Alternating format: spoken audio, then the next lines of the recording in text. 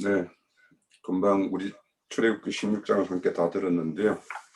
우리가 앞서서 15장에서 그 마라의 어떤 썸물과 그거를 단물로 만들어 주신 하나님의 어떤 권능에 의해서 그 물을 마시고는 다음 행선지인 엘렘에 이르러 가지고 물생과 종려나무까지 이렇게 장막을 쳐고 있다가 출애굽한 지 2달 15일 되는, 그러니까 75일이 되었을 때 이제 그 신강야로 이제 이렇게 들어가는 어떤 모습입니다.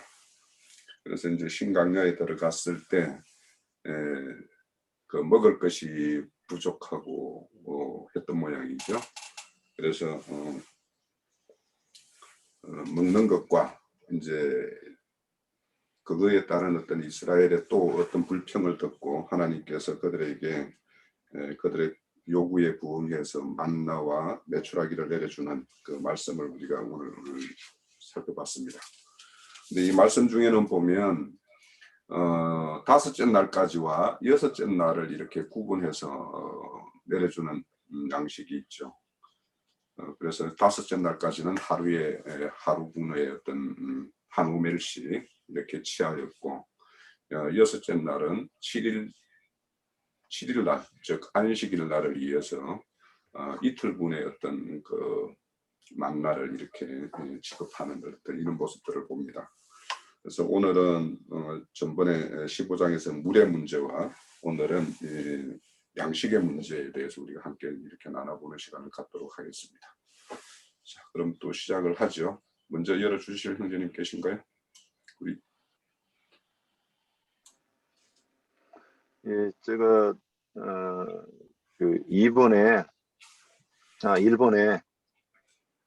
이스라엘 백성 애굽 땅에서 고기 가마 곁에 앉아 있던 때와 떡으로 배불린 때가 있었던가요? 요 질문에 대해서 한번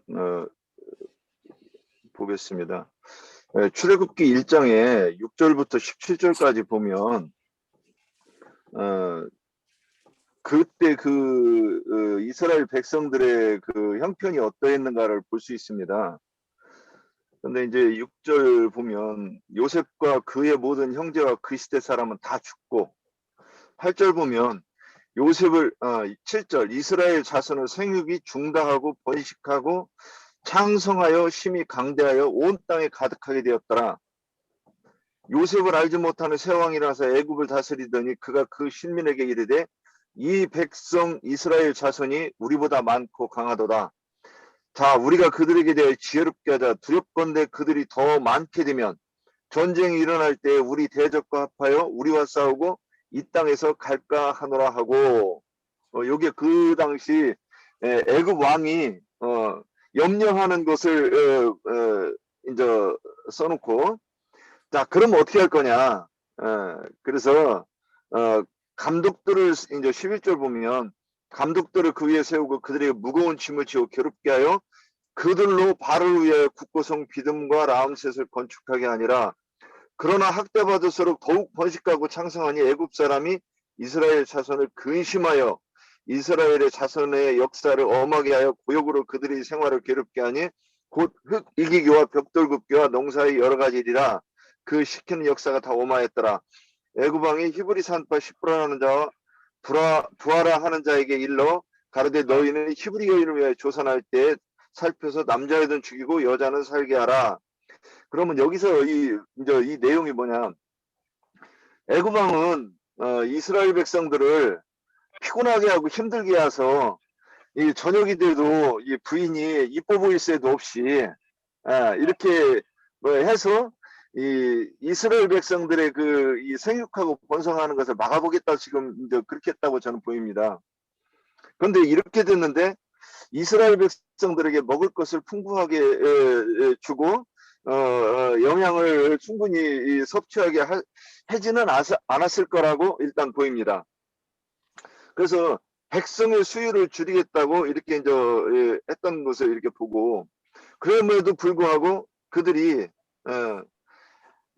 애굽에 있을 때 고기가마 곁에 고기 솥가마 옆에서 원없이 먹었다 하는 것은 무엇을 말하는 것일까? 그러면 이들이 또 먼저 그 전에 뭐라고 하느냐? 만나를 보고 처음에는 꿀에 섞은 이 과자 같다 이렇게 표현해 놓고 지금은 뭐라고 얘기하냐? 이 박한 음식을 싫어하도다. 또 정력이 쇠하였다. 이렇게 합니다. 그런데 정력이 쇠하였다고 하는 것은 먼저 나인제님 표현하신 것대로 하면 부인 옆에 갈 힘이 없다 이런 뜻이라는 것인데 그럼 이 지금 그들이 말하는 게 뭘 뜻하는가? 그러면 이제 애굽에서 고기를 먹을 때는 정력이 승하여 생육하고 번성하게 하는 양심이라 함인가? 아마 그런 뜻일 겁니다. 그런데 이제 그러면 출애굽기 16장 35절에 보면 이게 이제 이 그들이 먹었던 고기와 또 광야에서 먹던 만나가 어떤 뜻인가가 저는 이렇게 보인다고 보입니다.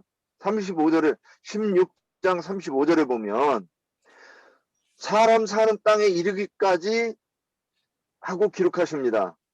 한번 볼까요? 이스라엘 자손이 사람 사는 땅에 이르기까지 40년 동안 만나를 먹되 곧 가나안 지경에 이르기까지 그들이 만나를 먹었더라 그랬습니다.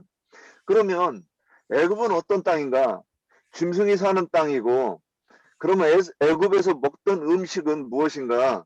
이것은 짐승이 먹는 음식을 지금 그들이 추구하고 있다는 것이죠. 그래서 이제 답을 말한다고 하면 육체의 정욕을 육체 욕심을 따라 우리가 구하면 안 된다 그랬는데 육체 욕심을 따라 구하는 것이 무엇인가?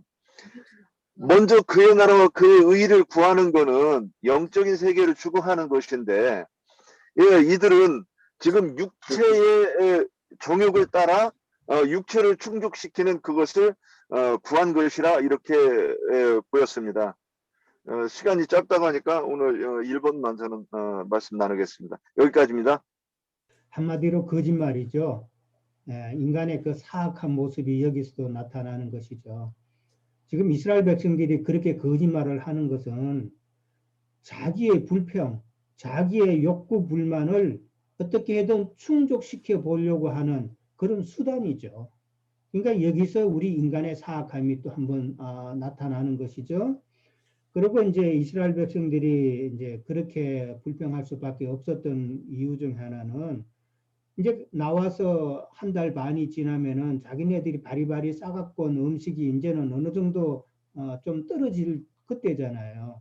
그러니까 거기에 대한 불안감이 같이 생겼다. 이제 그렇게 생각해 볼 수도 있고, 그 다음에 또 이제 세상에서 어떤 영적으로 말하자면 우리가 세상에서 신앙생활 하기 전에 이전의 생활을 그리워한다는 것을 또 이제 설명해주고 있는 표현이기도 하고, 그 다음에 이제 이 이스라엘 백성들이 광야 생활이라는 곳이 어떠한 곳이라는 것을 이제 한 달 반의 그 체험을 통해서 여기는 정말 아무것도 없는 땅이구나. 먹을 것도 없고 마실 물도 잘 없고 이러기 때문에 거기에 대해서 이제 두려워했기 때문에 이 자기들이 싸갖고 사실 가축도 끌고 나왔잖아요.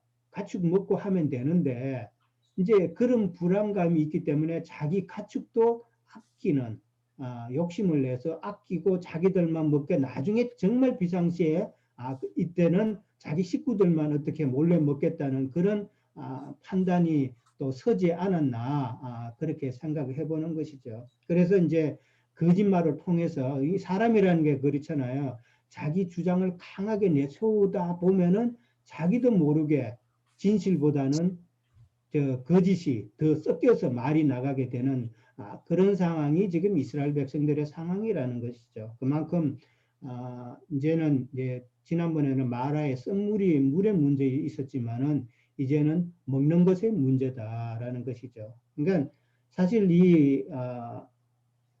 그 만나와 메추라기 사건을 통해서 하나님께서 이스라엘 백성들에게 원하시는 것은 이제는 세상 음식을 바꾸시겠다는 것이죠. 세상 애굽에서 먹던 그런 음식 먹지 말고 하나님께서 주시는 만나, 그러니까 세상 교계에서 비진리를 양식으로 삼고 먹던 그런 생활을 벗어나서 참 진리의 말씀으로 우리에게 공급하시겠다는 하나님의 뜻이잖아요. 이제 그것을 생각해 봐야 되겠죠. 그 다음에 이제 믿음 생활을 하면서 차라리 세상살이가 더 나았다고 생각하던 때가 있었습니까? 뭐 초신자들은 이제 이런 경우가 많겠죠. 이제 초신자들이 이렇게 생각하는 것은 교회에 대해서 초신자들은 잘못 이해하는 경우가 많다는 것이죠.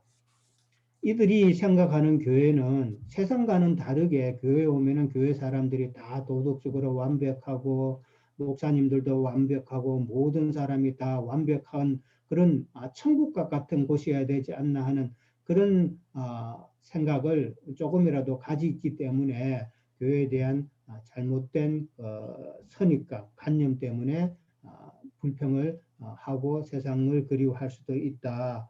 저는 그렇게 봅니다. 그 다음에 이제 오늘 이제 본문 내용에서는 주로 이제 만나에 대한 이야기가 많이 나와요. 근데 사실은 하나님께서 주신 양식은 만나뿐만 아니라 지금 메추라기도 언급이 됐잖아요. 근데 메추라기에 대한 언급은 민수기 11장 31절에서 나오죠. 우리가 너무나도 잘 알죠. 근데 만나도 그렇고 메추라기도 그렇고 오늘의 그 내용을 보면은 참 특이한 게 하나 있어요. 하나님께서 주안점을 주시는 게 욕심을 내지 말라는 것이죠. 만나도 먹을 만큼만 가지고 들어가라. 근데 사람들이 그 말을 안 믿고 더 많이 갖고 가서 그 다음날 아침에 이제 벌레가 생기고 썩었죠. 예. 하나님께서 그런 것을 통해서 인간의 그 원초적인 그 욕심 그런 것을 터치하시면서 거기에 대해서 하나님께서 이제 자꾸 가르치시는 것이죠. 메추라기도 그렇잖아요. 하나님께서 메추라기도 일정한 양을 정해 주셨는데 너무 많이 잡아 먹으려고 그랬잖아요. 그래서 하나님이 화가 나서 그냥 고기가 이 사이에 끼어서 씹히기도 전에 하나님께서 노해서 그들을 치셨다. 그렇게 나와 있거든요. 그리고 그들을 이제 침을 당한 자들은 어떠한 자인가를 또 설명을 그 다음에 해놨어요. 그들은 욕심을 낸 자들이다. 그렇게 하나님께서는 오늘 본문을 통해서 욕심을 많이 강조하셨다. 그렇게 이야기를 하셨습니다. 그 다음에 이제 만나라는 표현은 우리가 너무나도 잘 알죠. 너무나도 잘 아는데 다시 한번 제가 요한복음 6장 31절에서 35절 만나는 사실 그리스도 자신이죠. 말씀이신 그리스도 자신인데 요한복음 6장 31절에서 35절에 보면은 제가 중요한 것만 읽겠습니다. 우리 조상들은 광야에서 만나를 먹었나이다. 이제 요한복음에서 만나 사건을 언급을 해요. 그러면서 내가 진실로 너희에게 이르노니 모세가 너희에게 하늘로서부터 떡을 준 것이 아니라 누가 줬다 그래요? 내 아버지께서 너희에게 주셨다라고 표현을 해요. 그러고 나서 그 주신 것은 하늘에서 내려 세상에 생명을 주는 것이다라고 그랬어요. 그러면서 사람들이 그 떡을 달라고 그러니까는 나는 생명의 떡이다라고 그렇게 예수님은 자기 자신을 그렇게 말씀을 하셨어요. 그러니까 만나는 생명의 떡 대신 그리스도라는 것이 딱 정답이 나오죠. 예. 참 이 만나를 그리스도인데 이 만나를 갖다가 참 달게 먹어야 되는데 꿀과 같이 늘 계시된 말씀으로 먹어야 되는데 그렇지 못한 경우가 아직은 많이 있다라고 이제 생각이 됩니다. 뭐 지금 갑자기 이제 성경 읽기 붐이 이제 또 중요성이 인식을 하셔서 성경 읽기를 하는데 참 만나를 먹듯이 매일매일 먹어야 되죠. 예, 매일 먹어야 되고 아주 좀 꿀과 같은 그런 양식으로 취해야 되죠. 그 다음에 이제 9절에 보면은 하나님께서 이제 말씀하시기를 여호와께 가까이 나오라라고 이제 표현을 하십니다. 여호와께 가까이 와서 그렇게 이야기를 하시면서 그 다음에 여호와가 가까이 나오라 여호와께서 너희의 원망함을 들으셨느니라 하시면서 여호와의 영광이 구름 속에 나타나더라라고 그렇게 돼 있어요. 이스라엘 백성들을 이제 불러놓고 말씀하시는 데에 여호와의 영광이 구름 속에 나타났다 그랬어요. 이 구름은 영어 이제 원문으로 보면 더 정관사가 붙어 있는 거예요. 더 크라우드, 그 구름이에요. 근데 이제 하나님께서 이제 영광 가운데서 이제 구름 가운데서 영광으로 나타나신 목적은 이스라엘 백성들이 그 불평하는 것이 죄라는 것을 이제 알게 하시는 것이죠. 그러니까 하나님께서는 이스라엘 백성의 그 불평이 하나님 앞에서는 죄라는 것을 이제 판단하시는 거예요. 그 유죄 판결을 내리시는 거예요.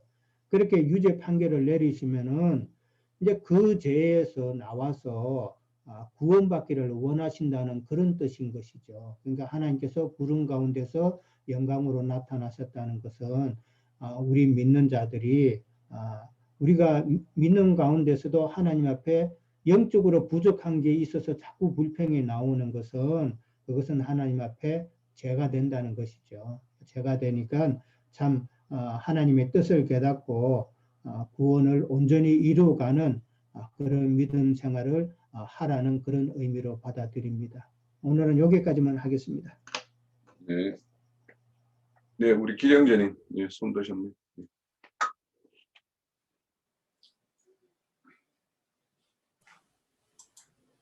네. 네, 형제님들 증거를 들으면서 참 다시 한번 주님의 그런 섬세한 운행하시는 말씀 속에서 우리가 다시 한번 새겨야 될 것들이 많음을 봅니다. 저는 이제 그 출애굽기 16장 들었으면서 15장 때 26절에 이제 그 주님이 그렇게 모세를 통해서 이렇게 하신 말씀 중에 내 계명에 귀를 기울이며 모든 규례를 지키면 애굽 사람들에게 내린 모든 질병 중 하나도 너희에게 내리지 않는다. 이렇게 사전에 이렇게 말씀하신 걸 보면서 이렇게 그 원망이 이제 결국은 질병으로 나타나는 그런 현상들을 생각해 봤습니다. 그것은 이제 대표적인 게 신약에 와서는 이제 문둥병이죠. 물론 구약에서도 문둥병이 나만 장군을 통해서 이렇게 많이 증거가 됐고 또 그 문둥병은 결국은 어떤 그런 원망의 하나님 말씀 앞에 그 신앙하는 자들의 그런 것들이 부분적으로 이렇게 이해되거나 잘못 진리를 이해되지 못하는 상황에서 깨닫게 해주기 위해서 더 나아가는 하나의 어떤 현상으로 이렇게 나타나는 걸 볼 수 있습니다. 그래서 저는 그 이제 주님께서도 그런 것들을 이제 그 시험한다고 이제 너희들이 진리를 잘 따라서 나의 말씀을 준행하고 순종하면 그것들을 이제 보겠다 해서 이제 이렇게 운행하시는 걸 보는데 바울 사도가 한 얘기로 이제 고린도전서 우리가 뭐 많이 알죠. 10장에 나와 있는 그 증거들을 우리가 보면서 참으로 우리가 하나님 말씀 앞에 처음에 임하는 그런 그 상태가 쉽지 않다. 왜냐하면 애굽에서 먹던 그런 편한 그 세상 음식과 세상 이런 것들로 버릇들어진 것들을 물리치고 하늘의 신령한 음식을 우리가 받아들이기는 참 이게 쉽지 않다는 거죠. 저도 자녀들을 기르지만 참으로 나는 주님 앞에 이렇게 진리의 말씀으로 행복한 길을 가는데 과연 이렇게 우리 자녀에게도 이런 것들이 허락됐으면 하는 마음이 정말 뭐 굴뚝 같은데 이렇게 어떤 세상에 젖어서 세상 것에 이렇게 하는 것들을 보면 참 답답하기도 하고 어떤 이런 것들이 이렇게 통하지 않을 때 참 하나님께 기도할 수밖에 없다는 제 자신을 보고 참 안타까운 마음에 있습니다.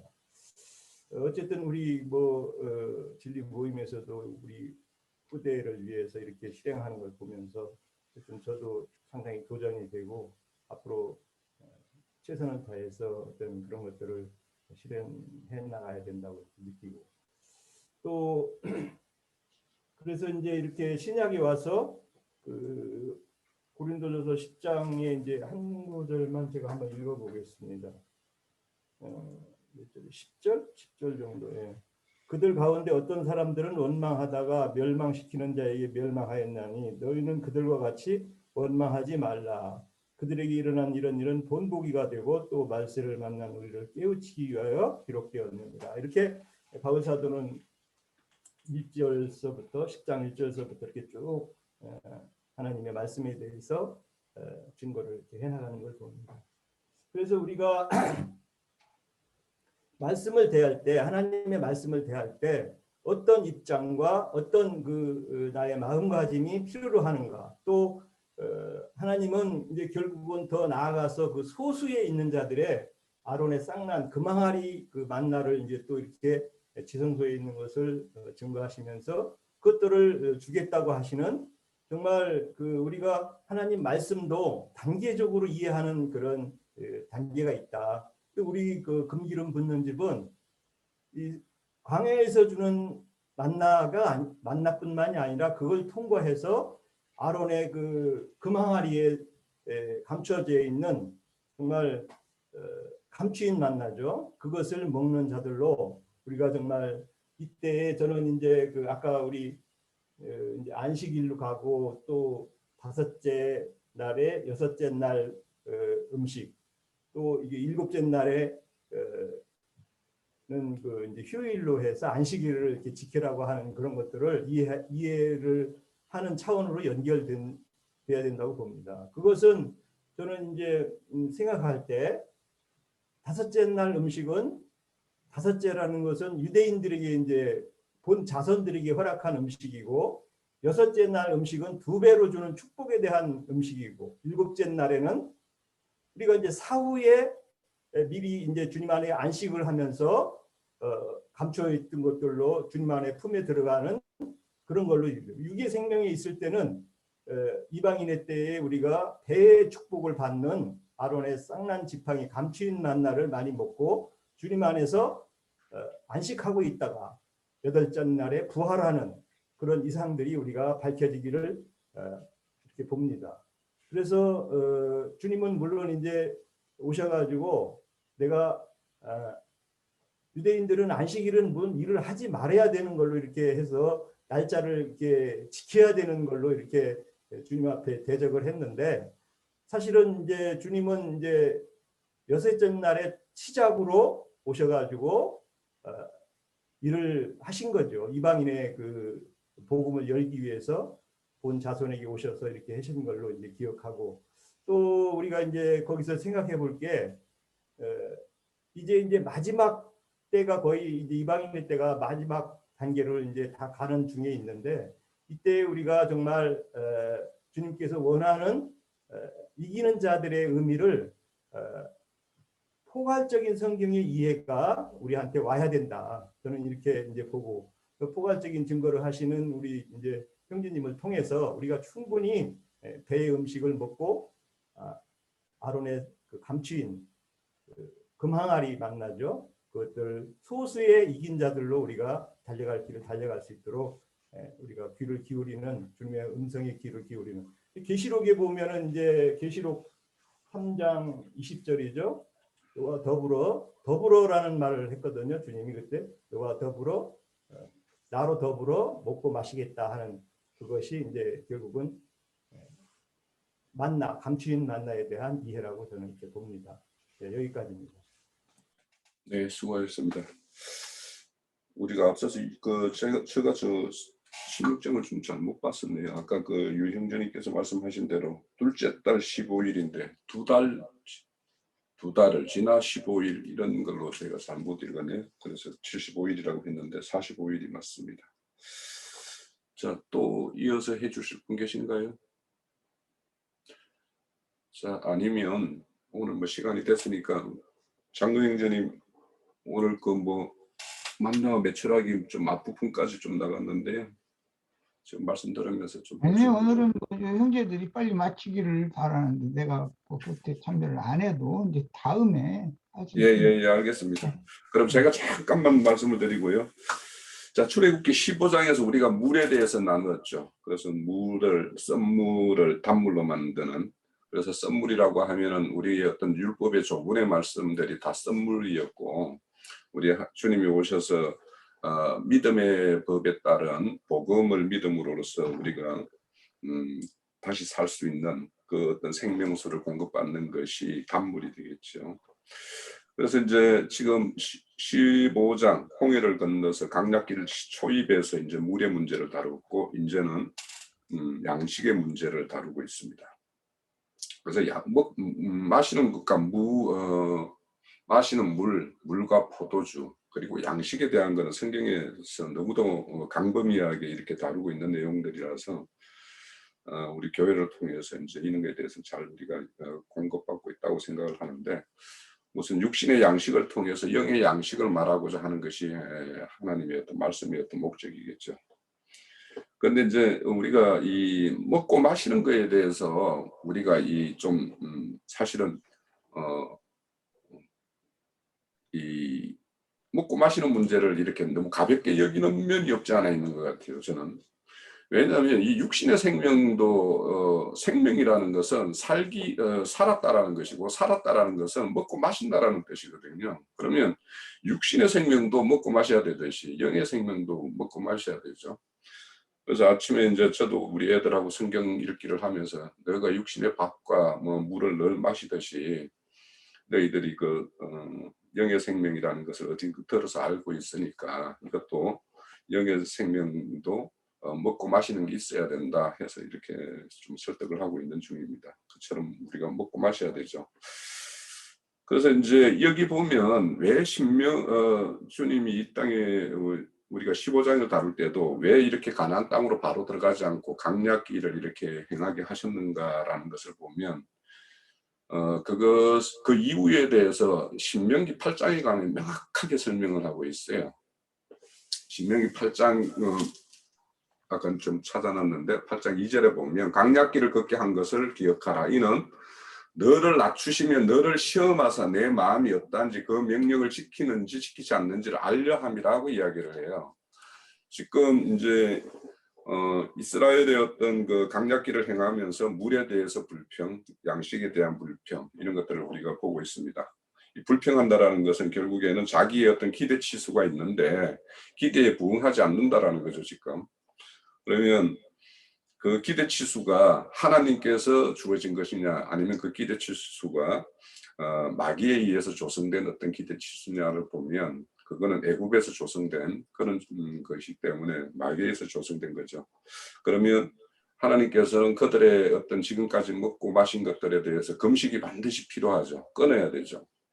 그리고는 그것을 끊고는 하나님께서 공급하는 것들을 공급받는, 그것이 이제 거듭난 새 생명의 어떤 상징입니다. 그러니까 먹고 마신다라는 것이 어떤 생명이냐의 어떤 그런 정표예요, 사실은. 그래서 먹고 마시는 것이 이렇게 중요하기 때문에 이렇게 초입에서 이렇게 다루고 있다. 그런데 이제 아까 이제 형제님 요한복음 6장에서 이제 이렇게 말씀을 언급을 하셨는데, 그 바로 앞에 보면 썩을 양식이 있는가 하면 영생하는 양식이 있다고 그랬어요. 그래서 이제 이 땅에서 우리의 어떤 육신의 장막을 입고 있는 동안에 썩을 양식을 위해서 살 것인가, 영생하는 양식을 위해서 살 것인가, 그것을 생각하면 다섯째 날까지의 어떤 양식과 여섯째 날 와가지고 여섯째 날 양식과 일곱째 양식을 한꺼번에 이렇게 얻는, 이것이 어떤 의미를 가지는가를 우리가 좀 이렇게 구분해 볼 수 있다라는 생각이 듭니다. 그래서 우리가 오늘 이제 지금 마라의 썬물을 단물로 만들 때에도 그 현장에서 하나님이 율례와 법도를 정했다고 그랬어요. 그래서 그것으로 그들을 시험하겠다라고 이야기했고, 오늘도 우리 말씀에 보면 양식을 하늘에서 비같이 내려주면서 너희들이 그것을 거두고 먹으면서 내 율법을 준행하는지 안 하는지 시험하겠다라고 이야기했어요. 그럼 우리가 알고 있는 걸로는 율법이라는 것은 꼭 신의 산에서 받은 걸로 이렇게 생각을 하고 있는데, 이미 신의 산 가기 전에 이런 하나님은 그들에게 하나님의 어떤 법을 지금 제정을 했죠. 다섯째 날까지는 한 오멜씩만 거두고 여섯째 날은 두 오멜을 거두게 이렇게 한 거. 이런 것들이 하나님의 법이 되는데, 그러면 이런 왜 법을 이렇게 제정해서 시험을 하실까? 이거에 대해서 이제 우리가 그러면 법이라는 것은, 율법이라는 것은 우리는 이거는 죽이는 법 이렇게만 이제 이해를 하는데, 사실은 율법이라는 것은 하나님의 통치 원리예요. 하나님 세계가 운영되는 기본이에요. 우리나라가 이렇게 운영되는 데는 헌법이 필요하듯이 하나님 나라가 운영되는 데는 율법이, 하나님의 법이 필요하죠. 그러면 이 율법이라는 것은 하나님이 통치하는 나라의 아주 기본적인 어떤 소양을 담고 있고, 그 세계의 어떤 기본적인 어떤 사상이 담겨져 있는 것이 법이란 말이죠. 그런데 왜 그러면 사람이 그 법을 준행할 수 없는 건가? 그거는 인간이 타락해서, 선악 까먹고 타락해서 높아진 심령 때문에 그 법이라는 것을 이렇게 따를 수가 없는 것이죠. 그래서 율법이라는 것은 원래 우리가 준행하면서 살아야 되는 법이었어요. 그런데 우리가 타락했기 때문에 율법은 우리가 거기에 이룰 수 없는 한계선이 되어버렸어요. 우리가 이게 이치가. 그래서 이 율법으로 하나님께서 법을 정하셔서 왜 이렇게 시험을 하시는가? 지금 먹는 문제와 마시는 문제를 가지고 법을 정해서 실험하겠다라고 이렇게 이야기를 한단 말이죠. 그러면 이 먹고 마시는 문제가 어느 나라, 마귀의 나라든 하나님 나라든 가장 기본된 것이고 가장 기초된 어떤 문제를 담고 있는 문제다라고 우리가 좀 그렇게 이해를 해볼 수 있고요. 그래서 주님이 40일 금식하고 나서 마귀에게, 성령에 이끌려서 강야 가서 마귀에게 시험 당할 때도 제일 첫 번째 시험이 뭐냐면 먹는 문제였어요. 그만큼 주님도 시험 당할 수도 있고 마귀가 이걸로서 시험할 수 있겠다고 생각한 것이 이 먹고 마시는 문제였어요. 그것처럼 우리가 이렇게 먹고 마시는 문제를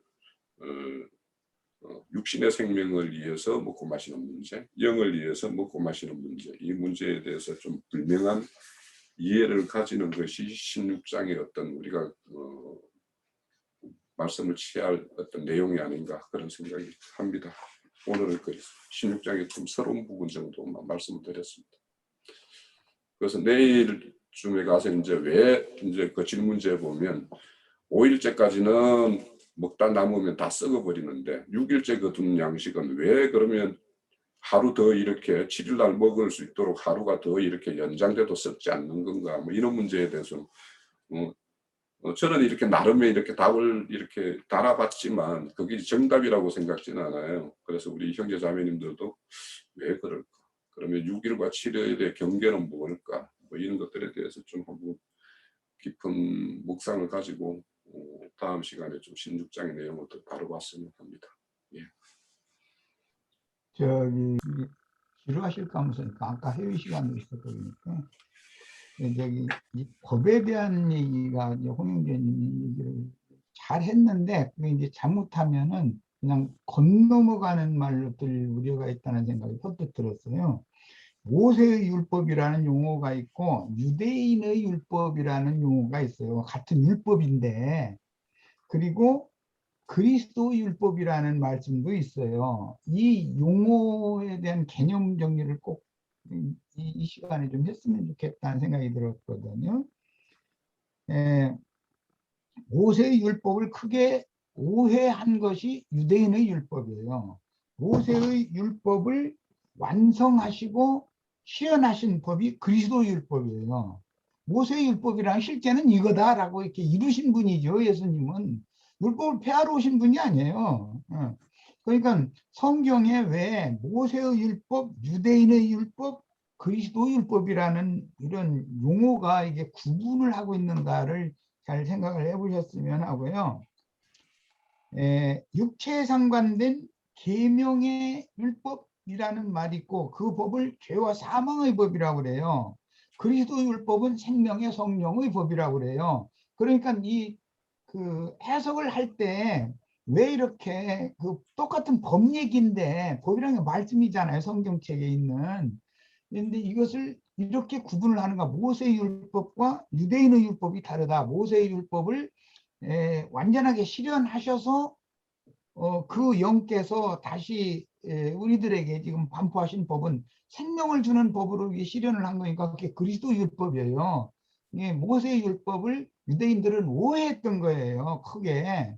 그걸 유대인의 율법이라고 그래요. 요걸 잘 정리를 꼭 했으면 좋겠습니다. 예, 마칩니다.